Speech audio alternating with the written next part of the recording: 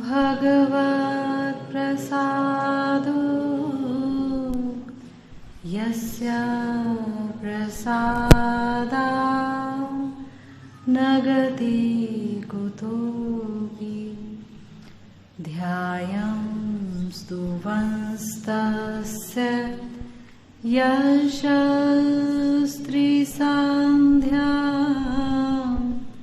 वन्दे गुरो श्री चरणारविन्दम्।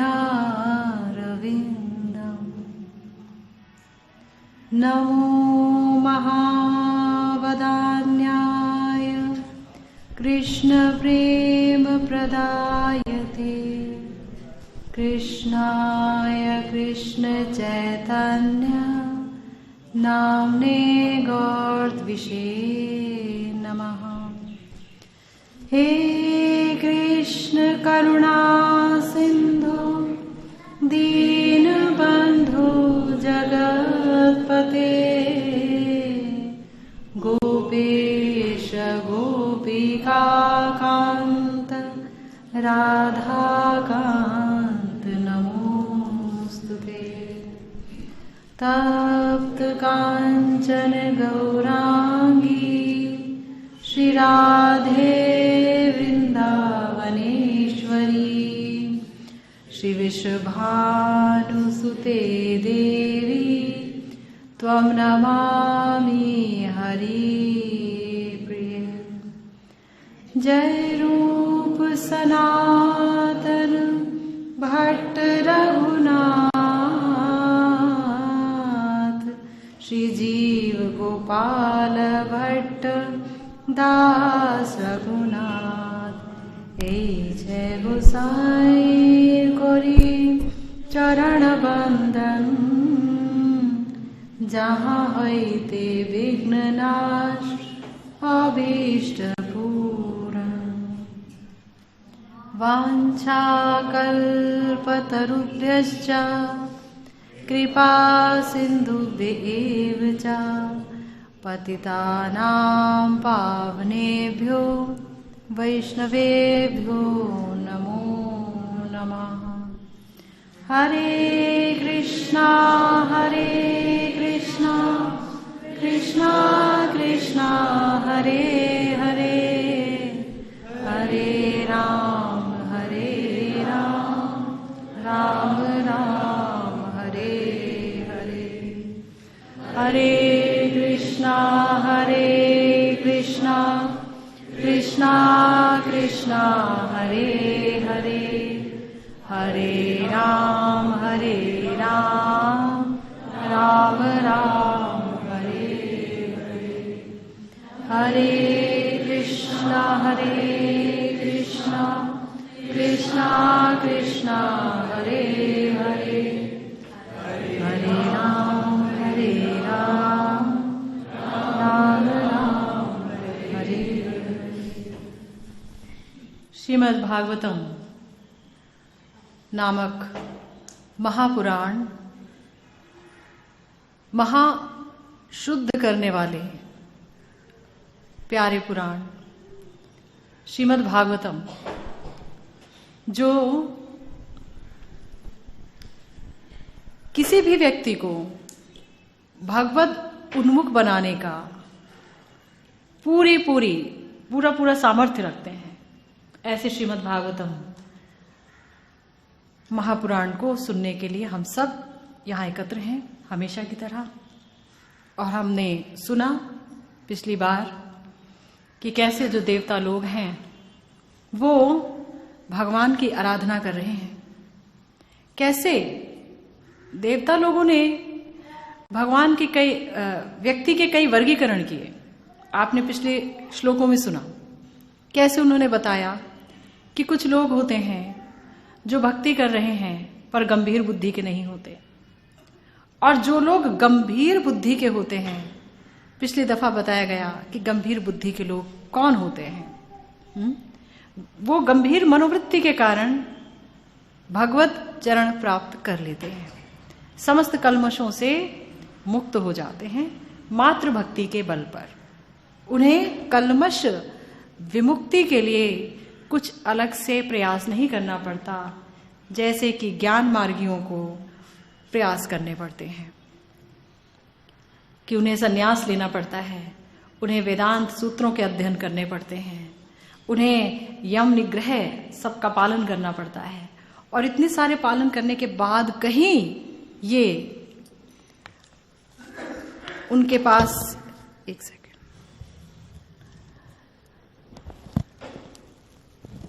इतने सब के ये सब पालन करने के बाद तब कहीं उन्हें ये आस लगी रहती है कि शायद अब हमारा चित्त कल्मश विहीन हो गया।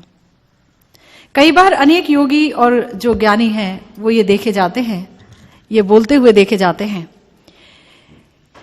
कि आप अभी से भगवान की लीला कथा सुनने चले गए, अभी से, अभी तो आपका चित्त साफ भी नहीं हुआ। जब तक चित्त साफ नहीं होगा तब तक आप उस कलमश युक्त गंदे मैले चित्त में भगवान की लीला कैसे सुन सकते हैं। इसीलिए यहां आओ, आसन करो, है ना, अनेक प्रकार के प्राणायाम करो, आहार प्रत्याहार इन सब का अभ्यास करो। उसके बाद जब तुम्हारा चित्त शुद्ध होगा तब तुम जो है भगवान की कथा में रस ले सकते हो। उससे पहले तो कलमश युक्त चित्त में यदि भगवान की कथा जाएंगी तो वो भी आपके अंदर और कलमशता को जन्म दे देंगे। ये मानना होता है किनका? ज्ञानियों का, योगियों का। जबकि हमारे महाजन ऐसा नहीं बोलते। ये थोड़ा ठीक कर दो, इससे मुझे वहां का व्यू नहीं मिलता तो प्रॉब्लम है। हाँ, नीचे कर दो बस।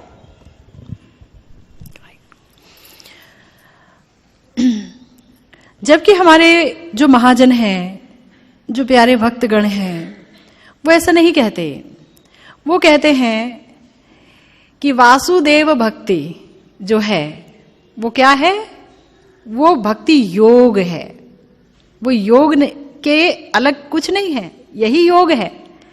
गीता में भी भगवान कृष्ण ने कहा कि जो सबसे अच्छा योगी है वो मद गतेन अंतरात्मना, वो मेरे अंदर मुझसे युक्त रहता है, वही सबसे अच्छा योगी है।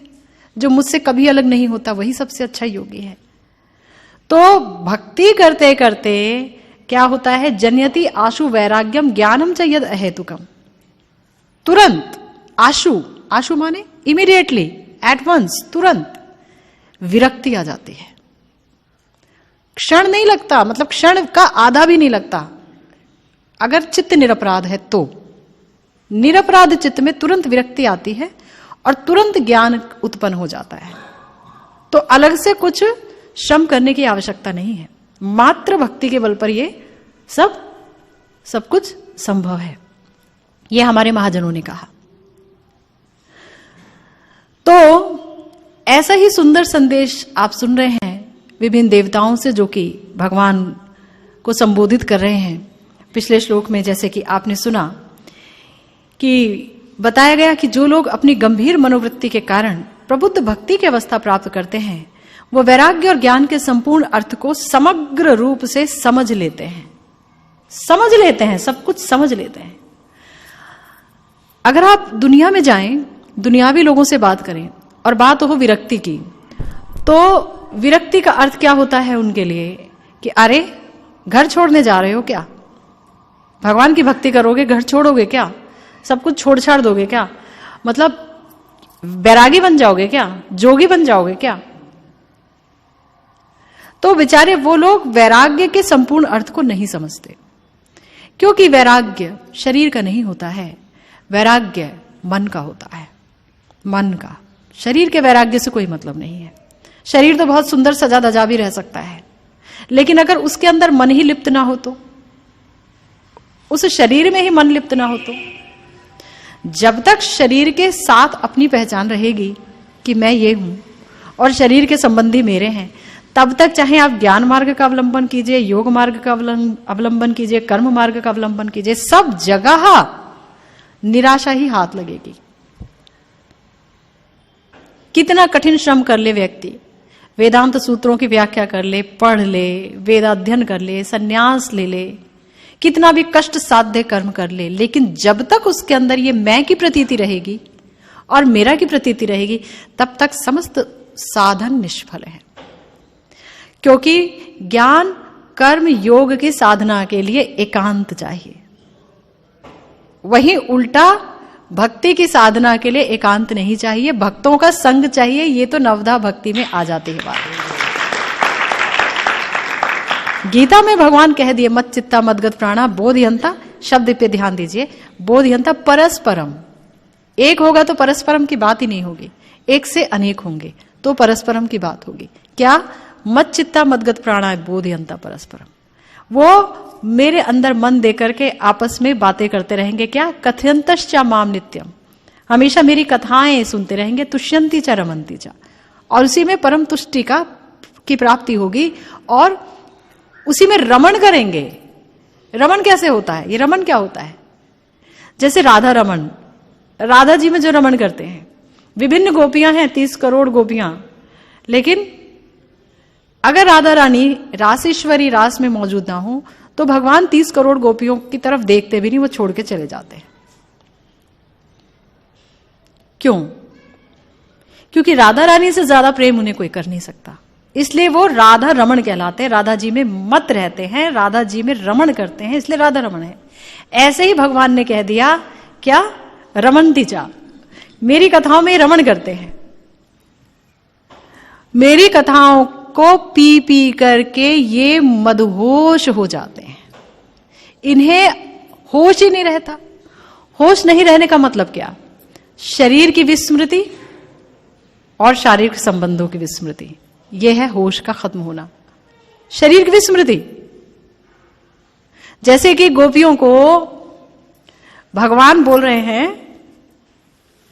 उद्धव जी के माध्यम से, गोपियां सबसे ज्यादा प्रेम करती हैं भगवान से। उनका प्रेम आत्म इंद्रिय सुख वासना से परे की प्रेम है। अपनी किसी भी इंद्रिय का सुख उन्हें नहीं चाहिए और भगवान की समस्त इंद्रियों के सुख के लिए ही उनके सारे प्रयास हैं, चाहे वो साज सज्जा हो, चाहे वो कामकाज हो, चाहे वो गाना बजाना हो, चाहे वो नाचना गाना हो, सब कुछ कृष्ण इंद्रिय सुख वासना से भरपूर है और अपने सुख की रत्ती मात्र वासना उनके अंदर नहीं है। इसीलिए गोपी प्रेम को आदर्श माना गया है प्रेम की नगरी में। बड़ी सुंदर बात है ये। दास्य भाव में अगर आप चले जाएं तो वहां भी दास ये सोचता है कि मालिक के अनुकूल व्यवहार करूं तो मालिक के मुख पे प्रसन्नता दिखे, मालिक मेरे अनुकूल हो। अगर सीता मैया को भगवान राम प्यार करते, मुझे भी प्यार करें। गोपियों की ऐसी आशा ही नहीं है। गोपियां कहती हैं कि हम आपकी निशुल्क दासिका हैं। निशुल्क दासिका, दासी के साथ आप जो व्यवहार करो, दासी का तो कोई हक ही नहीं है कुछ कहने का।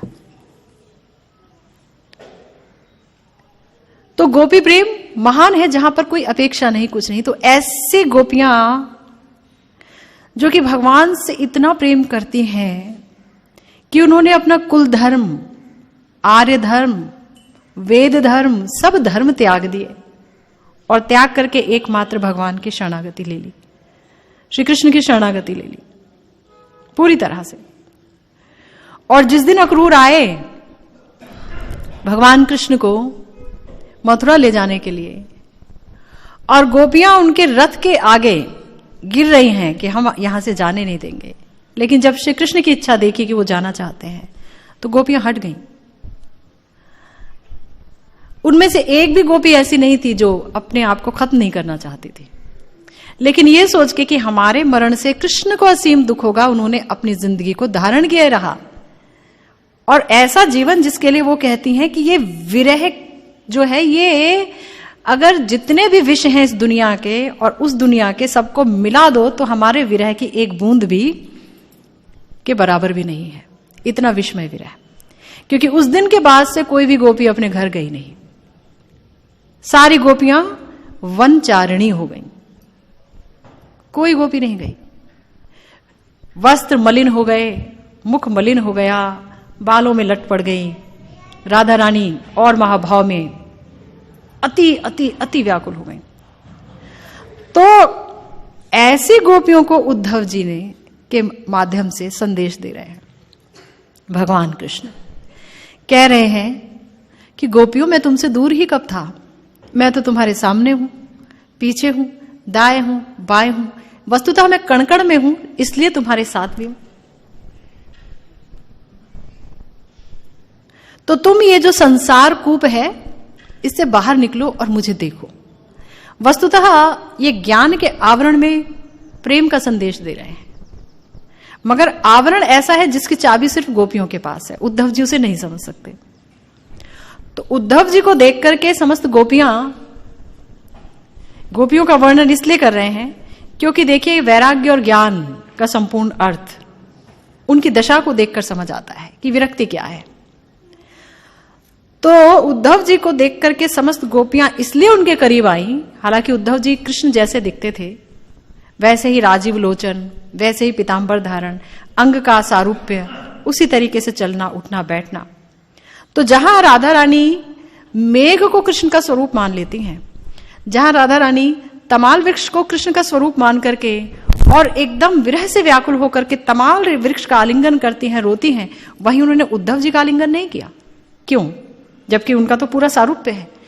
क्योंकि उस चीज से उनके महाभाव रूपी प्रेम ने ही उनकी रक्षा कर दी। प्रेम ही इन गोपियों की रक्षा करता है, इतना उच्च स्तर का प्रेम। तो वो उद्धव जी ये संदेश लेके आए। तो गोपियां बोली कि कौन से संसार कूप की बात करते हैं, हम तो संसार में है ही नहीं, हम तो वन में हैं।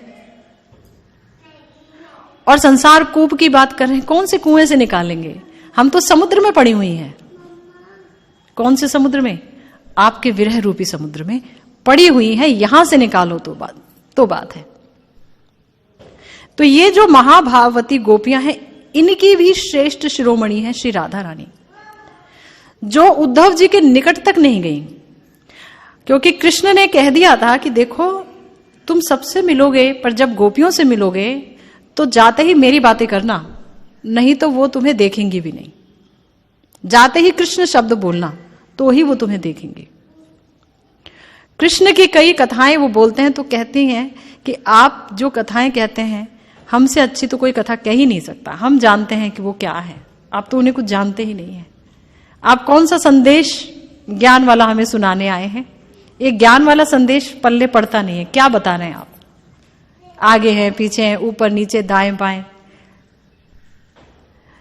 तो वहां पर राधा रानी ने तो देखा ही नहीं उद्धव जी को, वो तो सीधा एक भंवरे को कृष्ण दूत समझ करके उनसे बात करती हैं और निकल आता है भ्रमर गीत इसी श्रीमद् भागवतम में, रास पंचाध्याय में, जो पंच प्राण है भगवान कृष्ण के। सोचिए, भंवरे को उनका दूत समझ करके और उनको संबोधित कर रही हैं, उलाहने दे रही हैं, बोल रही हैं, हे शट तू दूर हो जा, बहुत सारी बातें कर रही हैं। तो इतनी महाभाववती गोपियां वो दिखा रही हैं कि प्रेम क्या है। प्रेम त्याग का नाम है। प्रेम आत्म इंद्रिय सुख वासना से परे की चीज है। इसीलिए राधा कृष्ण का प्रेम अलौकिक प्रेम है, जिसको समझने के लिए तत्व की भित्ति चाहिए, तत्व का आधार चाहिए, तभी इस प्रेम को समझने के लिए हम आगे जा सकते हैं। और वही जो तत्व है, धीरे धीरे 10वें स्कंद पे पहुंचने से पूर्व हमें श्रील सुखदेव गोस्वामी महाराज बहुत हौले हौले समझाते जा रहे हैं, बहुत सुंदर तरीके से। कैसे देवता लोग बता रहे हैं कि जब तक मन चंचल रहेगा, इंद्रियां चंचल रहेंगी, तब तक गंभीर मनोवृत्ति नहीं होगी, और तब तक गंभीर मनोवृत्ति के बगैर प्रबुद्ध भक्ति की संभावना नहीं, और प्रबुद्ध भक्ति की संभावना के बगैर वैराग्य और ज्ञान के संपूर्ण अर्थ को समझ पाना असंभव है। और भगवान की कथा अमृत में दिलचस्पी रखना तो बिल्कुल असंभव है पूरी तरह से। तो ये शर्तें बता दी। तो आगे के श्लोक में ज्ञान मार्गियों के लिए कुछ संदेश दे रहे हैं हमारे यही देवता लोग। आइए इस पर चर्चा करते हैं।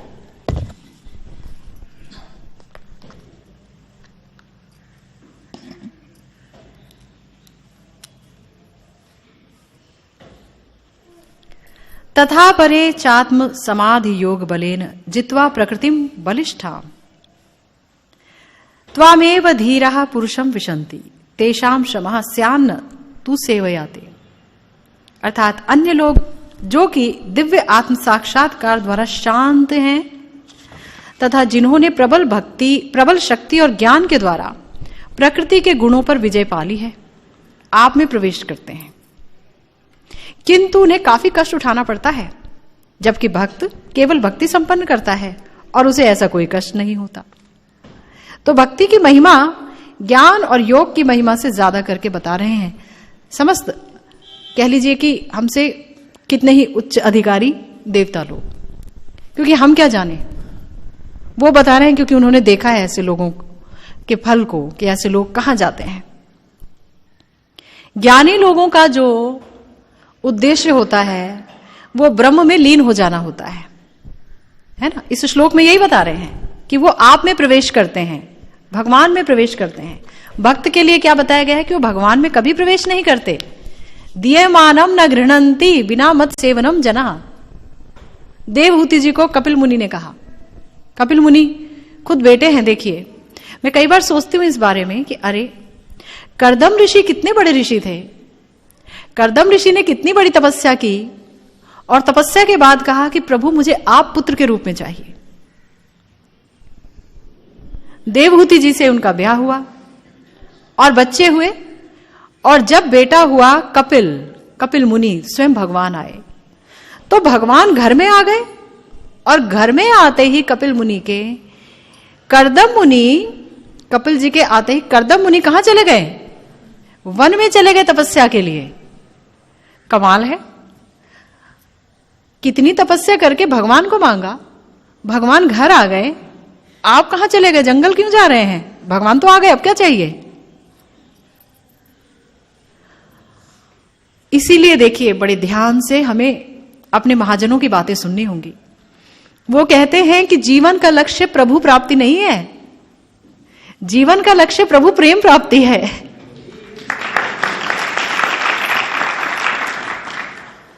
कर्दम मुनि जी को कपिल जी मिल गए भगवान, पर प्रेम तो हुआ ही नहीं, प्रेम तो है ही नहीं। अभी भगवान मिल गए तो क्या करे भगवान का? यशोदा मैया की तरह प्रेम हो तो लाला को खिलाएं, दुलराएं, हुलराएं, और कोई भी बोले कि तुम्हें भगवान मिल गए तो उसी का मुंह बंद कर दे, चुप रहो, ये भगवान दिखते हैं तुम्हें। गर्ग मुनि ने अभी बता दिया कि नारायण के कुछ एक गुण हैं इनमें, तो तुम्हारे लिए भगवान हो गए, हमें भी बता दोगे कि भगवान है? हमारे लिए भगवान नहीं है, ये हमारा बच्चा है, हम पर आश्रित है, हम ही तो इसे सुधारेंगे मार पीट के। ये अधिकार प्रेम से उत्पन्न है, और ऐसे ही प्रेम पूर्ण अधिकार के वशीभूत हैं भगवान। अब कर्दम मुनि के पास कपिल जी हैं, लेकिन प्रेम कहां है? प्रेम तो है ही नहीं। ये सबसे बड़ी विकट समस्या। तो कर्दम मुनि जी इसी प्रेम की प्राप्ति के लिए, साधन भक्ति करने के लिए घर से बाहर चले गए, है ना। और वहीं पर ब्रह्मवादी जो है, ब्रह्म में जो लीन होना चाहते हैं, वो समस्त साधन भक्ति जो कुछ भी करते हैं, भक्ति भी करते हैं, तो कैसे करते हैं?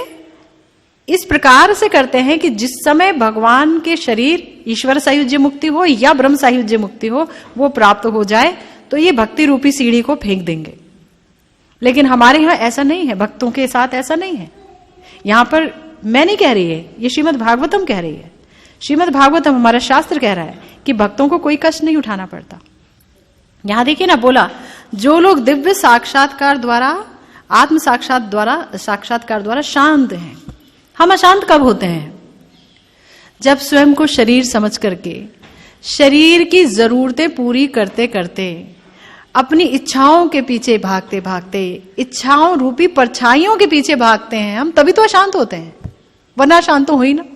अशांति का कोई कारण ही नहीं है पूरे संसार में, पूरे संसार में शांति का कोई कारण नहीं है। अशांति है ही इसलिए कि मोह माया लगी पड़ी है पीछे पीछे, मैं के कारण और मेरा के कारण, इसीलिए अशांति है।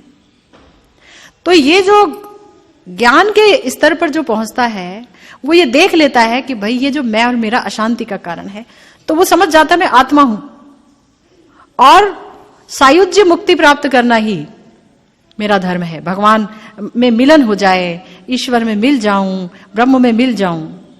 और वहीं पर कपिल जी कह रहे हैं देवहूति जी से, जिस प्रसंग को हमने शुरू किया था, दिए मानम न गृणंति बिना मत सेवनम जना, कि अगर मैं 4 मुक्ति दे दूं ना अपने भक्तों को, 4 क्या 5 दे दूं, तो भी मेरी सेवा के बगैर मेरे भक्त मुक्ति की तरफ देखते भी नहीं है।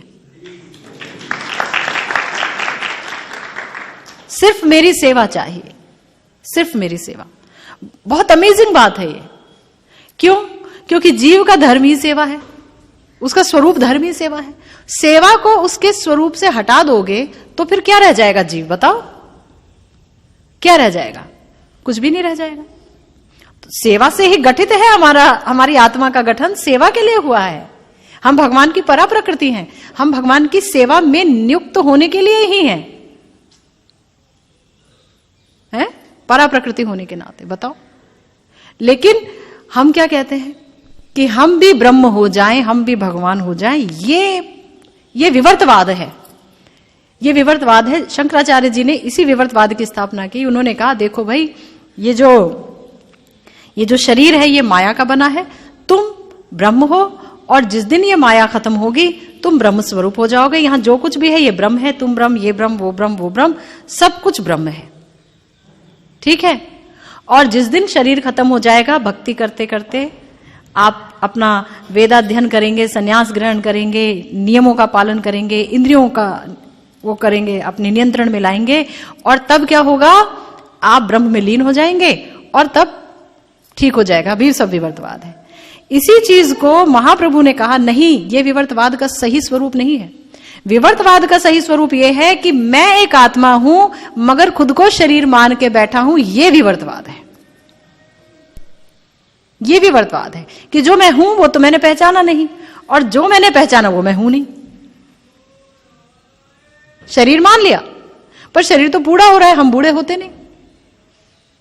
बुढ़ा आदमी भी ऐसे हंसता है जैसे बच्चा, हा हा हा हा। तो वो ऐसे कैसे हंसता है? क्योंकि तो भूल ही जाता है मैं तो 80 साल के शरीर में हूं।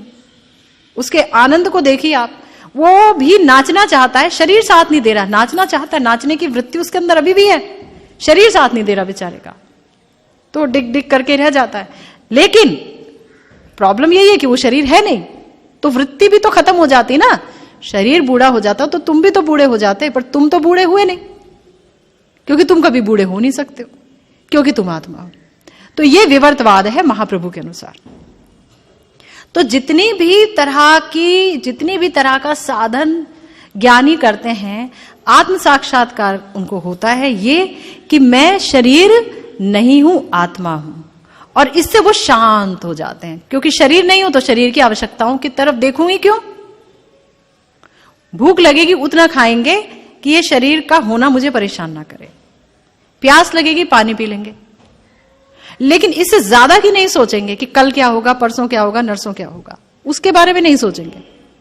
क्यों नहीं सोचेंगे? क्योंकि शरीर तो है ही नहीं, आत्मा है, और परमात्मा पर यकीन है।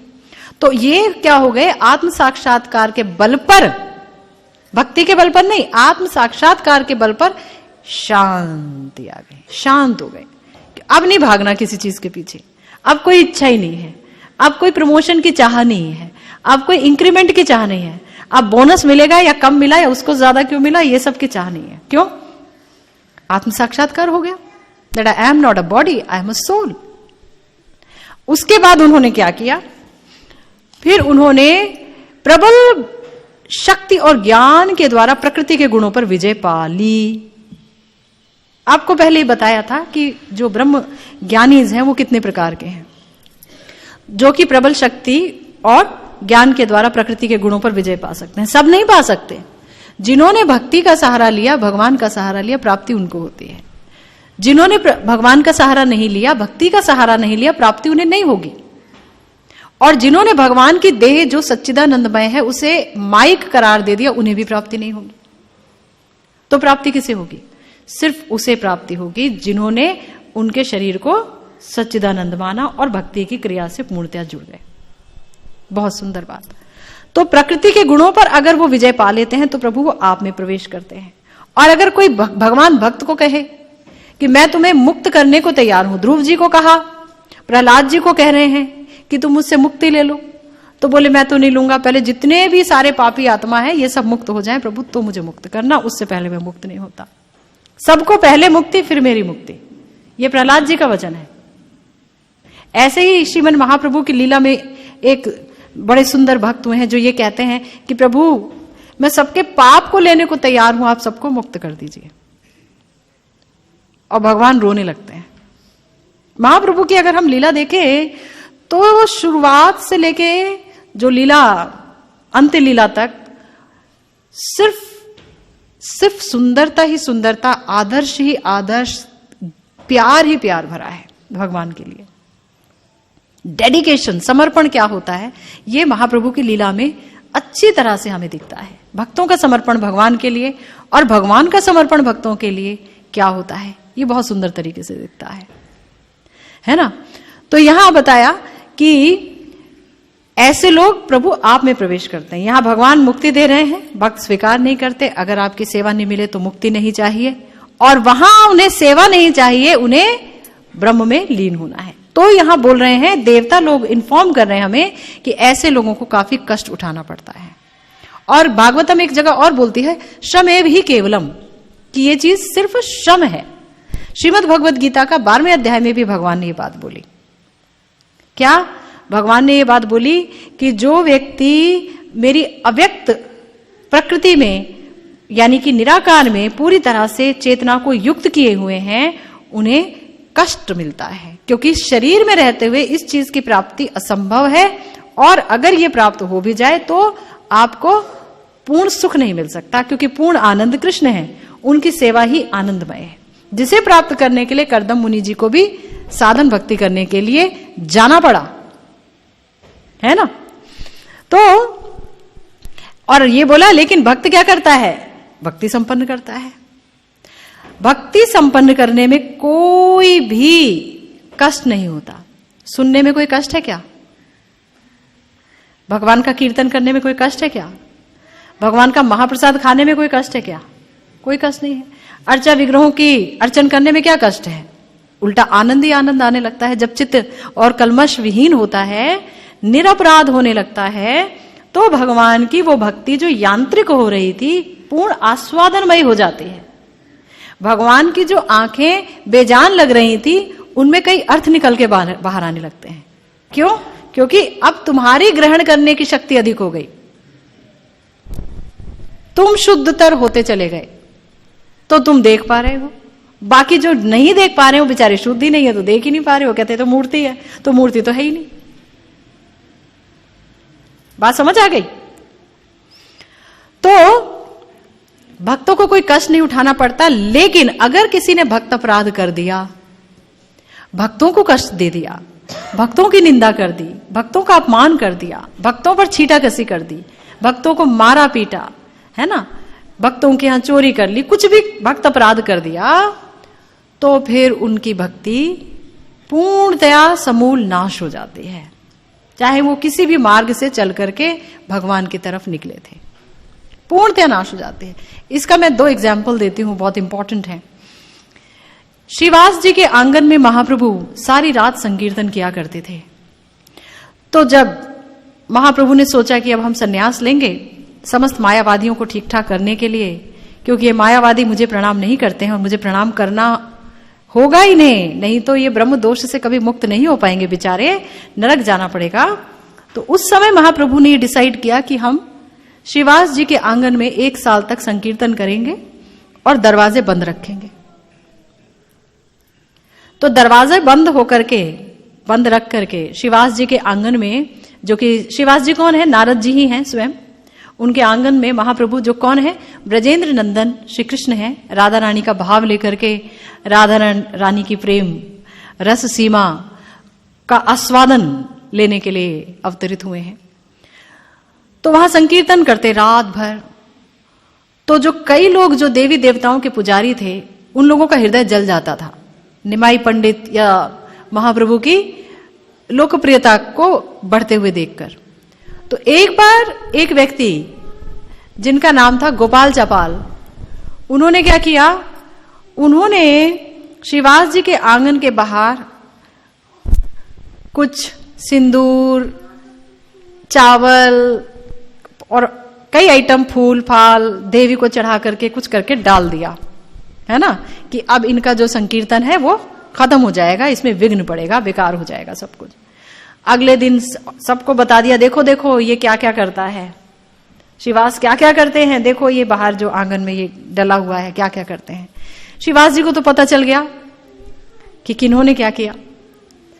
तो गोपाल चपाल सबके सामने उनका मजाक उड़ाने लगे कि देखो ये श्रीवास क्या करते हैं, अंदर तो बैठ के कीर्तन कर रहे हैं, बाहर ये सब क्या करते हैं, है ना, ये देखो यहाँ पूजा कैसी कैसी पूजा करते हैं और हमें कहते हैं कि तुम देवी देवताओं की पूजा करो, देखो ये सब क्या करते हैं। श्रीवास जी ने कहा कि गोपाल चपाल जी अपने शब्द वापस ले लीजिए, सत्य बता दीजिए दुनिया को। लेकिन वो सत्य नहीं बता पाए और 3 दिन बाद उनके शरीर में कुष्ठ रोग हो गया, जिसमें इतने कीड़े पड़ गए, इतने कीड़े पड़ गए कि वो कीड़े बार बार खाने लगे गोपाल चपाल को। गोपाल चपाल भागते भागते भागते भागते गए महाप्रभु के पास, महाप्रभु से बोले, महाप्रभु मुझे माफ कर दीजिए, महाप्रभु मुझे ठीक कर दीजिए, आप तो भगवान हैं, मुझे माफ कर दीजिए, मुझे ठीक कर दीजिए। महाप्रभु ने कहा, तुझे कोटि कोटि जन्म कीड़े से खिलाऊंगा, कोटि कोटि जन्म तुझे कीड़े खाएंगे। पर महाप्रभु ने कुछ नहीं कहा और वो चले गए। भक्त अपराध को भगवान कभी माफ नहीं करते और इसका परिणाम होता है कि भक्ति में शिथिलता आ जाती है, भक्ति खत्म हो जाती है, यहां वहां मन भागता है। भक्त अपराध का ये लक्षण होता है। भक्त अपराध का ये लक्षण नहीं है कि किसी का जो है, किसी के शरीर में कुछ हो गया, कुछ ये हो गया वो हो गया, इतने बड़े बड़े लक्षण नहीं, बहुत ही बड़ा लक्षण है कि उसकी भक्ति खत्म हो गई, है ना, एकदम शिथिल हो गई। फिर महीना बीत गया, फिर कहीं मिल गया गोपाल चपाल महाप्रभु को, तो महाप्रभु के फिर चरण पकड़ लिए, महाप्रभु मुझे माफ कर दीजिए, आप माफ नहीं करेंगे तो कौन करेगा, मैं कैसे जीऊं, मैं दिन रात दर्द से परेशान रहता हूं, ये कीड़े मुझे खाते रहते हैं। मतलब सोचिए, एक ही दिन में इतना कुष्ठ रोग हो गया कि कीड़े कीड़े पड़ गए उसमें, नहीं तो कुष्ठ रोग तो धीरे धीरे फैलता है, वो तो पूरा एक ही दिन में हो गया। तो महाप्रभु ने कहा, देखो मेरे पास आने से काम नहीं बनेगा, तुम जाओ श्रीवास जी के पास, जहां तुमने अपराध किया उनके चरणों में पड़ करके गिड़गिड़ाते हुए रिपेंट करो, माफी मांगो, जब वो माफ कर देंगे तो ही मैं तुम्हें माफ कर पाऊंगा, मेरे हाथ में माफी देना नहीं है। ये वही वाली बात हो गई जब अम्बरीश महाराज पर कृत्या को छोड़ा था, राक्षसी कृत्या को दुर्वासा जी ने, और भगवान का चक्र उनका पीछा करने लगा था, तो भागे भागे विष्णु जी के पास गए थे। तो भगवान ने कहा, नहीं मेरे से नहीं होगा, अहम भक्त पराधीनो ही अस्वतंत्र इव द्विजः। बोला था, भैया मैं तो अस्वतंत्र हूं, भक्त के पराधीन हूं, वहीं जाओ, अम्बरीश जी के पास जाओ, जहां अपराध हुआ वहां जाओ। श्रीवास जी के पास दौड़ते दौड़ते आए गोपाल चपाल और श्रीवास जी के चरणों में जा गिरे। और श्रीवास जी, आप तो जानते हैं, कोई भी भक्त अगर कोई माफी मांगे तो क्या माफ नहीं करेगा, बताओ, है? भक्त का ही जो हृदय है वही परम विनम्र होता है, परम विनम्र, मक्खन जैसा गलित हो जाता है, किसी की भी हल्की सी भी दुख की आंच से एकदम पिघलने लगता है। ये ऐसा हृदय हो जाना चाहिए भक्ति करते करते, है ना, एकदम पिघलने लगे हृदय किसी के दर्द से, दुख से। नहीं तो दुनियावी व्यक्ति के हृदय और आपके और भक्त के हृदय में क्या फर्क रहेगा? यही तो फर्क है, सबसे बड़ा फर्क, कि किसी के दुख की आंच जला देती है। तो श्रीवास जी ने जब गोपाल चपाल की हालत देखी तो उनसे देखा ही नहीं गया, वो स्वयं रो पड़े और तुरंत माफ कर दिया। और देखते ही देखते गोपाल चपाल का जो शरीर है वो कुष्ठ विहीन हो गया, वो तुरंत ठीक हो गया। सोचिए, ये भक्त अपराध। दूसरा एग्जाम्पल महाप्रभु के जीवन में आता है जो बहुत ही इंपॉर्टेंट एग्जाम्पल है और जो कि हमें भी सीखने पर मजबूर कर देता है। जब भगवान महाप्रभु अपने प्यारे प्यारे भक्तों को प्रेम का दान कर रहे थे एक लीला के दौरान। तो भक्तों ने कहा कि प्रभु आप अपनी मैया शची मैया को भी प्रेम का दान दे दीजिए, उन्हें भी यहां बुला दीजिए। शची मां ने कहा नहीं, उन्होंने भक्त अपराध किया है, मैं उन्हें प्रेम का दान नहीं दे सकता। जिस मां से आए प्रकट हुए शची मैया, उनके लिए कह रहे हैं कि मैं उन्हें प्रेम का दान नहीं दे सकता। हालांकि वो बात अलग है कि उनके अंदर प्रेम का भंडार है, भंडार है तब तो प्रेम तुम्हें प्राप्त हुआ, लेकिन बावजूद इसके लौकिक जगत में दिखा रहे हैं कि मैं सबको प्रेम दे रहा हूं, सब आ रहे हैं, मैं सबको प्रेम दे रहा हूं, मां को नहीं दे सकता क्योंकि उन्होंने भक्त अपराध किया। सवाल ये उठता है कि कौन सा भक्त अपराध शची मैया ने किया होगा।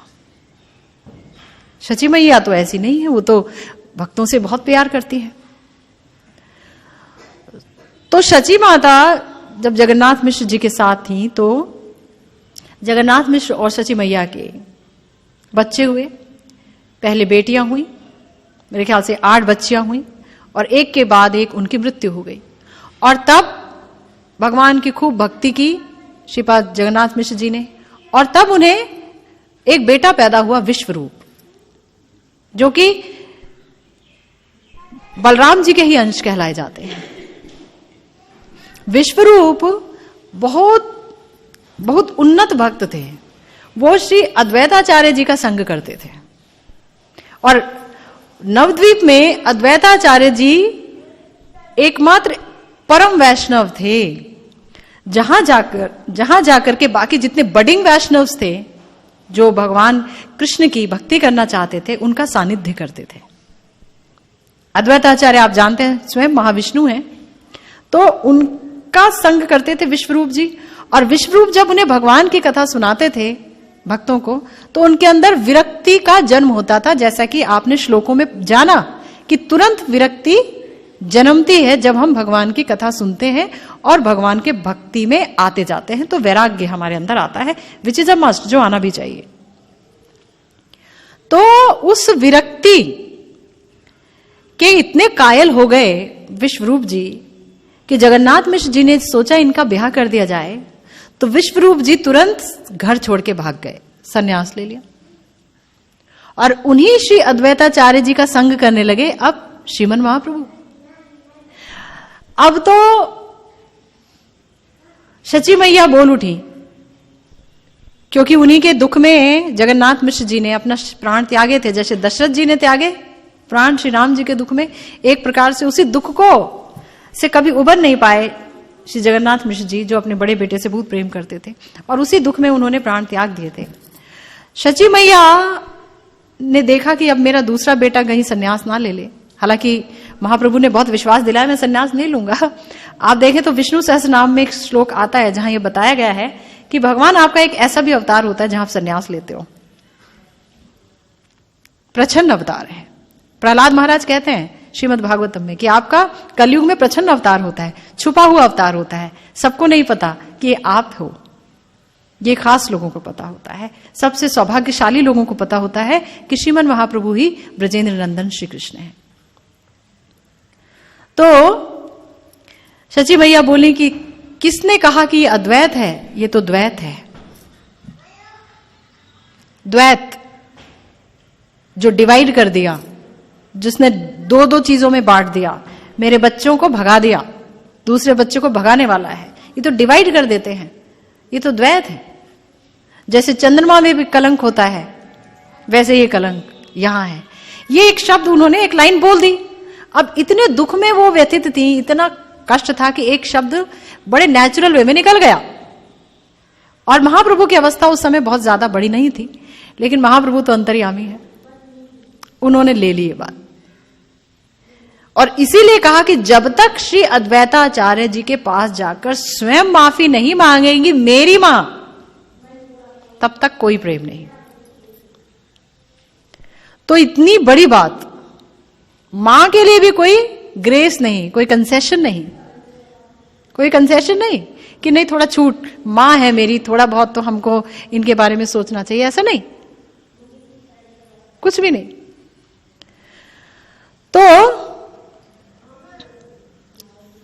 तो ये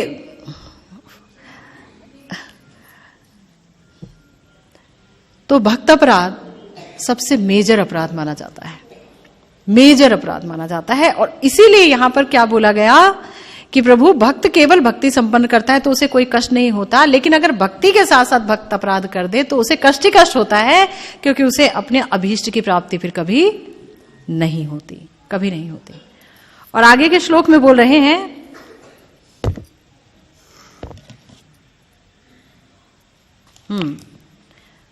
तत्ते वयम लोक शिश्रिक्षयाद्य त्वयानुसृष्टा स्त्री भिरात्मभिः स्म सर्वे वियुक्तः स्वविहार तंत्रम न शक्नुमस्तत् प्रतिहर्तवे ते। अर्थात हे आदि पुरुष, इसलिए हम एकमात्र आपके हैं। देवता कह रहे हैं, यद्यपि हम आपके द्वारा उत्पन्न प्राणी हैं, किंतु हम प्रकृति के 3 गुणों के प्रभाव के अंतर्गत बार बार जन्म लेते हैं, इसीलिए हम अपने कर्म में पृथक पृथक हैं। अतएव सृष्टि के बाद हम आपके दिव्य आनंद के हेतु सम्मिलित रूप में कार्य नहीं कर सके। अपनी असमर्थता को जाहिर कर रहे हैं समस्त देवता लोग। भगवान को कह रहे हैं, हे आदि पुरुष। 2 परिचय कि भगवान पुरुष हैं और भगवान ही पुरुष है। 2 बात है, इंपॉर्टेंट है। भगवान पुरुष हैं और भगवान ही पुरुष हैं। तो हम कौन है? यहां पर जो जितने पुरुष बॉडी में बैठे हैं वो कौन है? तो पुरुष नहीं, वो प्रकृति है। भगवान की परा प्रकृति है। और प्रकृति क्या है? मया दक्षिण प्रकृति ही सूयते सचराचरम हेतु नानेन कौन्तेय जगत द्विपरिवर्तते। भगवान ने कहा गीता में कि प्रकृति मेरी अध्यक्षता में कार्य करती है। पुरुष की अध्यक्षता में प्रकृति कार्य करती है। Very important. यानी आत्मा पर अध्यक्षता भगवान की है। हम अगर सोचे कि हम ये कर गुजरेंगे, नॉट नेसेसरी। मेजर प्लान किसी और का है। भाई मैं कई बार सोचती हूं, यहां बोला आदि पुरुष, और इस आदि को देवता लोग देख पा रहे, हम नहीं देख पा रहे। हम कहते हैं कि हमारी पृथ्वी घूम रही है। अगर एक लट्टू पड़ा है तो लट्टू घूमता है क्या? जब तक उसे घुमाया नहीं जाता। तो पृथ्वी घूम कैसे सकती है जब तक उसे किसी ने घुमाया ना हो? सुमोटो तो कुछ नहीं होता, अपने से कुछ नहीं होता। कुछ हुआ अपने से? हमारे नाखून बढ़ गए तो बढ़ गए, वो भी प्रकृति के गुण से हुआ। बैठे बैठे तो कटेंगे नहीं, काटना पड़ेगा। कुछ भी चीज देख लो, हर जगह एक एफर्ट लग रहा है। तो पृथ्वी के घूमने में एफर्ट नहीं है क्या? हम साइंस में, सोशल साइंस में सब जगह पढ़ते हैं, पृथ्वी घूमती है, सूर्य के आगे आती है तो दिन होता है, सूर्य के पीछे हो जाता है तो रात होती है। जो हिस्सा सूर्य के पीछे हमारा रात है, जो आगे है वो दिन है। ये बता दिया, हमने वाह वाह कर ली। लेकिन सूरज को किसने बनाया? पृथ्वी घूम रही है, घूम के वो उतने बजे ही सामने आएगी जिसकी घोषणा ऑलरेडी पेपर में की जा चुकी है। उतने बजे आएगी, ना पहले ना बाद में।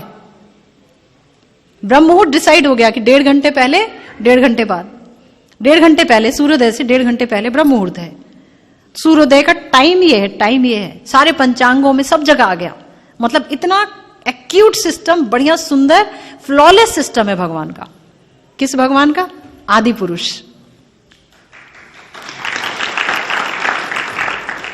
अनादिरादिर ही गोविंदा सर्व कारण कारणम। ब्रह्मा जी ने यूं ही नहीं कह दिया। देवता लोग देख पाते हैं ना, हम नहीं देख पाते, वो देख रहे हैं। अनादिर आदिर ही गोविंदा सर्व कारण कारणम। तुम सब कारणों के कारण हो, एक कारण तुम ही हो।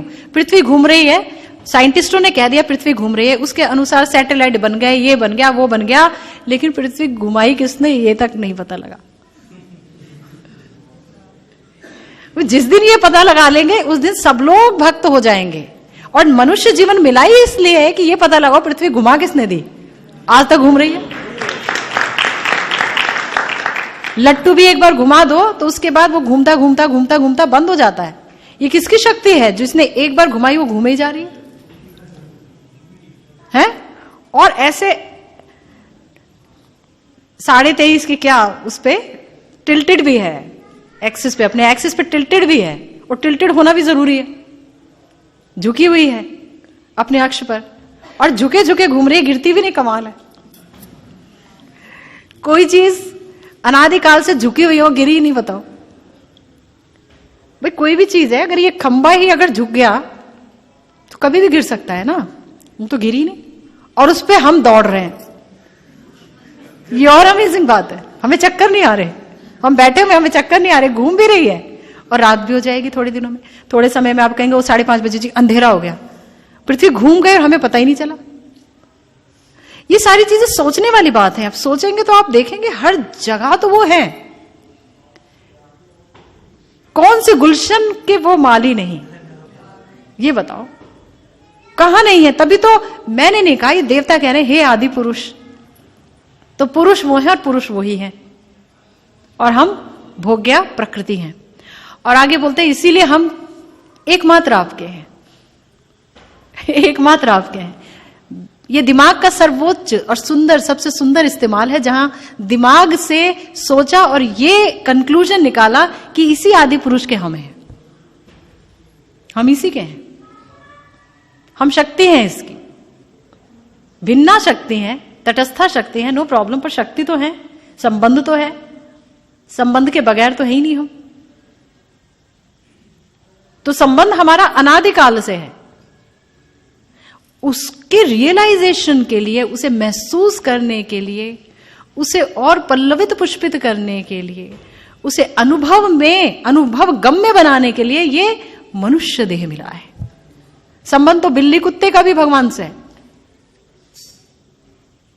भाई। बॉडी की तो डिफरेंस है, आत्मा तो वही है, जो तुम हो वो मैं हूं, वही वो भी है। भगवान का स्फुलिंग, भगवान का पार्ट एंड पार्सल वो भी है, मैं भी हूं। उसको शरीर ऐसा मिला है कि बेचारा म्याऊं म्याऊं के सिवा और कुछ नहीं कर सकता। 2-4 एक्टिविटीज और कर लेगा, 5वीं एक्टिविटी नहीं कर पाएगा। तुम्हें शरीर ऐसा मिला है कि तुम मीनार पे मीनार खड़ी कर दो।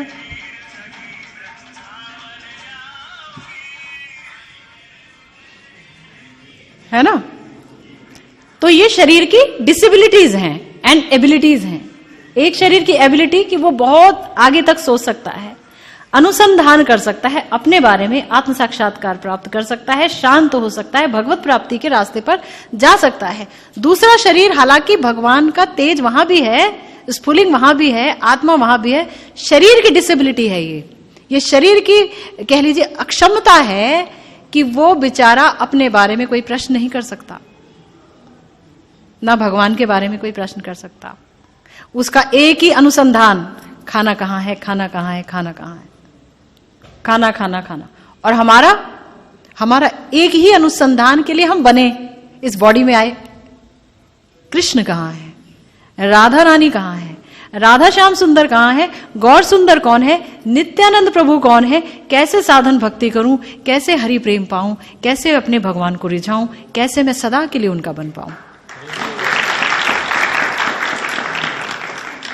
इसके अलावा और कोई प्रश्न नहीं सुलझाना है भाई। यही करने के लिए मिला है ये ह्यूमन बॉडी, और किसी चीज के लिए नहीं मिला है। प्लीज बिलीव मी, यही फैक्ट है। तो यहां पर देवता लोगों ने पहले ही बोल दिया, हाथ खड़े कर दिए, प्रभु हम आपके हैं, एकमात्र आपके हैं। कोई हमें नहीं कह सकता कि हे देवी देव, हमने आपको इतना पूजा, 60 इयर्स पूजा, आप मेरे हैं। उन्होंने पहले ही बता दिया, नहीं हमारा ब्रांडेड हो गया, हम ऑलरेडी उनके हैं, आपके नहीं हो सकते। आप अभी आओगे फिर जाओगे, आपका स्वार्थमयी बुद्धि है, मुझसे इतना मांग रहे हो, मांगते ही रहते हो, मांगते ही रहते हो, है ना? झोलियां भर दो, मुरादा बांटेंगी, झोलियां बांटेगी, हलवा बांटेंगे, ये करेंगे वो करेंगे, तुम तो मांगते रहते हो। हमने पहले ही बोल दिया कि हम तो उनके हैं।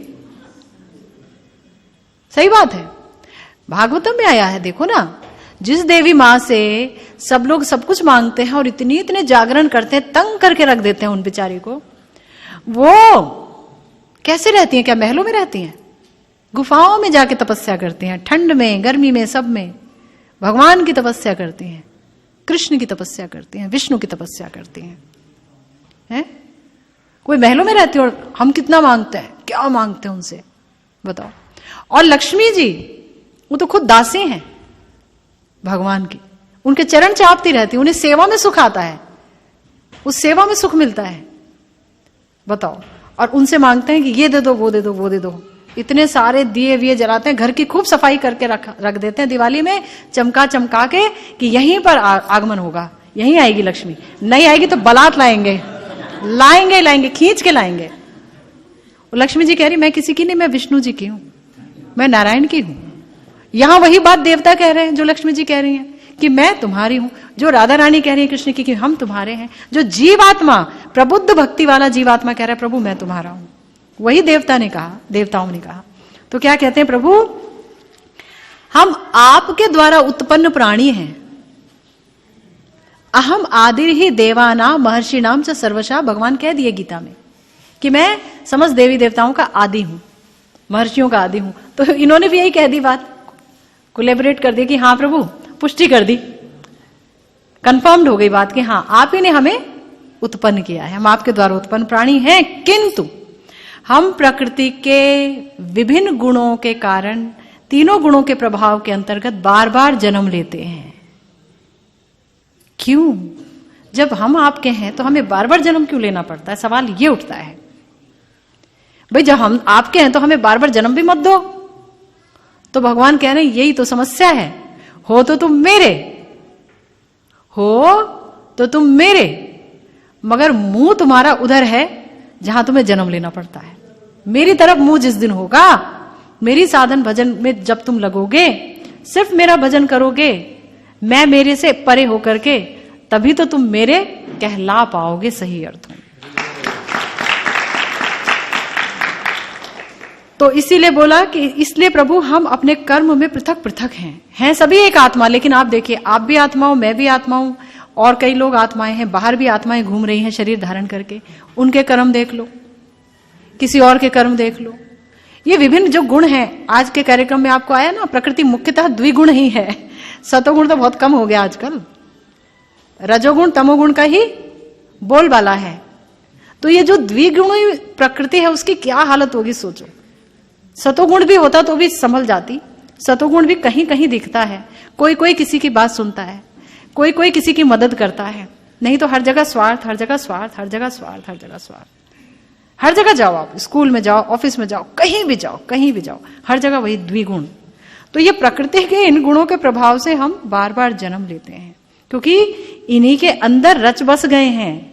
वासनाओं ने, इच्छाओं ने हमारे अंदर घर बना लिए हैं अपने। जिस दिन हम इन इच्छाओं को भगवान की इच्छाओं में परिवर्तित कर देते हैं, भगवान के सुख की इच्छाओं में हम डूबने लगते हैं, बस उस दिन से ही हमारा भजन मार्ग प्रशस्त हो जाता है, और उस दिन से ही हम कह सकते हैं कि हमारा मुंह हमेशा के लिए भगवान की तरफ हो गया। अब इस जन्म में मिले, अगले जन्म में मिले, या उसके अगले जन्म में मिले, कोई बात नहीं, मिलेंगे जरूर, क्योंकि मुंह अब राइट डायरेक्शन में है।